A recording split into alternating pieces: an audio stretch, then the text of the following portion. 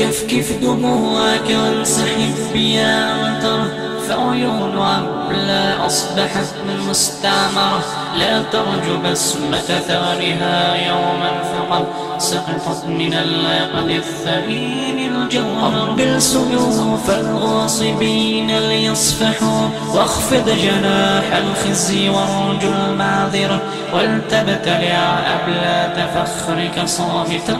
الشيع في عصر القنابل ثرثر، والسيف في وجه البنادق عاجز، فقد الهوية والقوى والسيطرة، فاجمع مفاخرك القديمة كلها، واجعل لها بالقاع صدرك مقبرة، وابعث لعبلة في العراق تأسفا، وابعث لها في القدس قبل الغرغرة، واكتب لها ما كنت تكتبه لها تحت الظلال وفي الليالي المقمرة. يا دار عبلة بالعراق تكلمي، هل أصبحت جنات بابل مغفرة؟ أم نهر عبلة تستباح مياهه، وكلاب أمريكا تدنس كوثرة؟ يا فارس البيداء صرت فريسة، عبدا ذليلا أسودا لا أحقره، متطرفا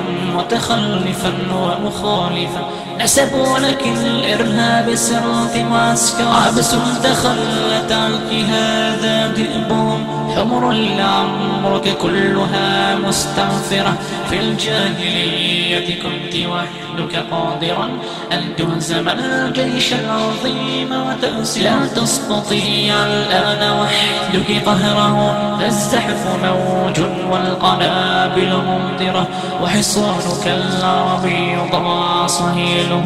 بين الدوي وبين صرخة مجبرة. هلا سألت الخيل يا ابنة مالك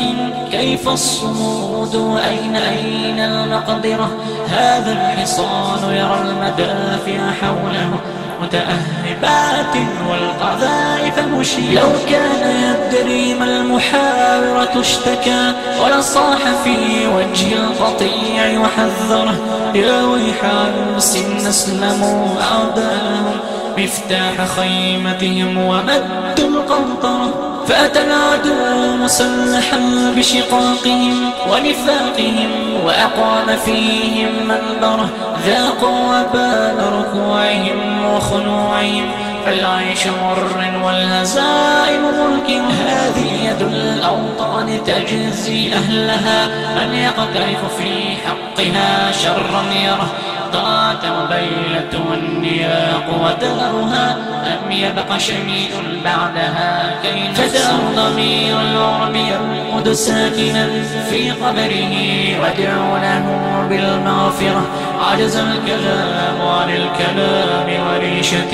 لم تبق دما أو دما في المحوال، وعبلة لا تزال دموعها ترقب الجسر البعيد لتعبره، كفكف دموعك وانسحب يا عنترة، فعيون عبلة أصبحت مستعمرة، لا ترجو بسمة ثغرها يوما فقد سقطت من العقد الثمين الجوهر، كفكف دموعك وانسحب يا عنترة، فعيون عبلة أصبحت مستعمرة، لا ترجو بسمة ثغرها يوما فقد سقطت من العقد الثمين الجوهر.